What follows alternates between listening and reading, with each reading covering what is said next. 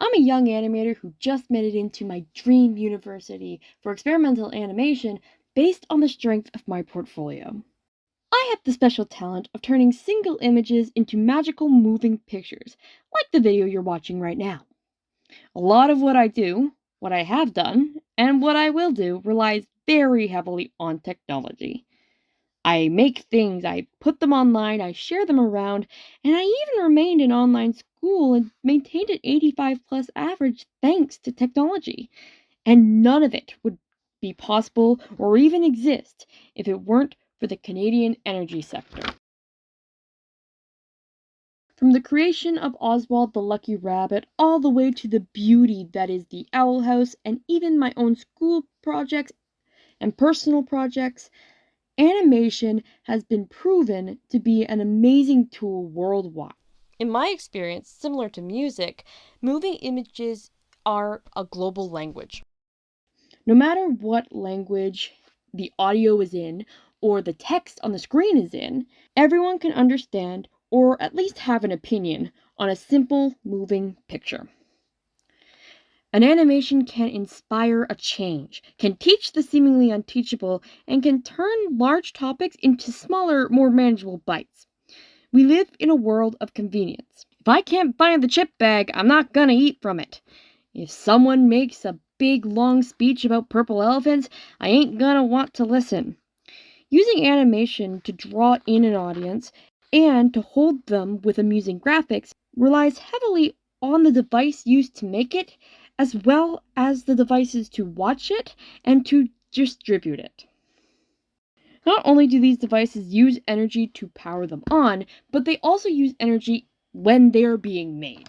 My Wacom Cintiq that I bought a few years ago cost me about $1,500, my laptop about $4, and my phone was about $85 a month until the past month.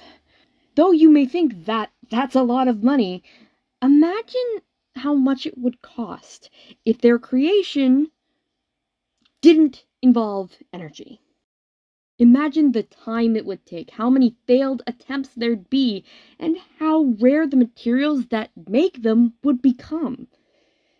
Like price increases in grocery stores, without energy, the tech that I use would cost thousands, no, millions, just to get it ready for shipping. And then there's the shipping itself. I actually did a school project on carbon emissions, specifically pertaining to water-based transportation. I talked about the fact that a lot of our greenhouse gases and our carbon footprint is based around the transportation industry as a whole, but especially around the water-based transportation industry. I even mentioned the fact that there have been options brought to the table to help reduce the carbon emissions of different ships, such as oxyfuel and reusing the same energy that is released into the atmosphere to make more energy. However, I also covered the fact that this would cost a lot of money, especially to make these resources readily available. It would also cost a lot of energy. And before you go screaming about, electric cars and how you could probably make an electric boat too, just remind yourself that if one thing goes wrong with that boat, you're in a little bit of trouble. If energy wasn't even considered in the creation or in the transportation itself, then we'd be stuck with sailboats or even rafts, and that would take forever to ship. Trust me, I would know. I've sailed multiple sailboats. Finally, it would arrive at my house, but wouldn't be of any use to me without energy. It would just be a bunch of plastic and glass, a fancy paperweight, if you will. Progress is important. Global warming is a problem. But the world, just like me, can't change in one day.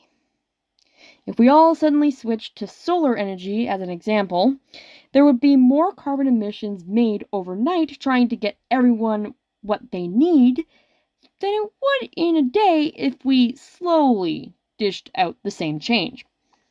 Slow and steady wins the race, my friends, and as much as we say we don't have time, We can make time. We can use the energy we have to use our talents to get messages like this out. We can talk of the issues, spread the word way easier than any carrier pigeon could, and work our way to a future where we don't have to worry as much as we do now. That's what Canadian energy means to me. Means to Canada. Heck, even the world. It means a connection that those of the past couldn't even imagine. It makes our futures brighter, figuratively and literally. Okay, who turned the lights off?